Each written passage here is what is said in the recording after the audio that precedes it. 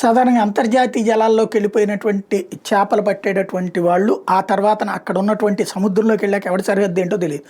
దాంతో గబక్కన అవతలకి వెళ్ళాక ఆయా దేశాల సరిహద్దుల్లోకి వెళ్ళాక వాళ్ళు వచ్చి పట్టుకెళ్తారు. వాళ్ళు ఏమంటారు, అందులో ఇలాంటి ఫిషర్మెన్ పేరుతో తీసుకొచ్చేసి ఎవరు మన డెకాయ్ ఆపరేషన్స్ చేసేటటువంటి వాళ్ళు, లేకపోతే కనుక తీవ్రవాద నియంత్రణ ఈ పేరులతో ఇతర దేశాలకు వెళ్ళడానికి ఈ ఫిషర్మెన్ బోట్లలో వస్తుంటారు, వాళ్ళు ఇంటెలిజెన్స్ వాళ్ళు అనేది వాళ్ళ ఫీలింగ్. అందుకని చెప్పి ఆ దేశాల్లో పట్టుకుని అరెస్ట్ చేసి వాళ్ళని కొన్ని రోజుల పాటు విచారించడం, లేదంటే అట్లాగే జైళ్ళల్లో ఉంచడం, లేదంటే అలాంటి వాళ్ళు మన దేశంలోకి వస్తే మనం పట్టుకుంటే వీళ్ళని వదిలిపెడతాం వాళ్ళని వదిలిపెడతాం లాంటి స్టేట్మెంట్లు ఇవన్నీ నడుస్తుంటాయి. ఇదంతా ఒకే ఎందుకు ఇప్పుడు చెప్పాల్సి వస్తుందంటే, తండేల్ సినిమా చూసాం.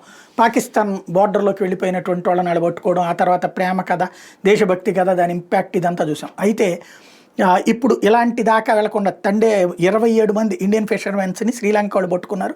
వెంటనే మోడీ ప్రభుత్వం అక్కడికి సంప్రదించింది, వాళ్ళతో మాట్లాడితే ఇప్పుడు శ్రీలంక ప్రభుత్వం భారత ప్రభుత్వం మాట వినేటటువంటి విధంగా ఉంది. వెంటనే వాళ్ళందరినీ ఇండియాకి పంపించడానికి రెడీ అయ్యింది.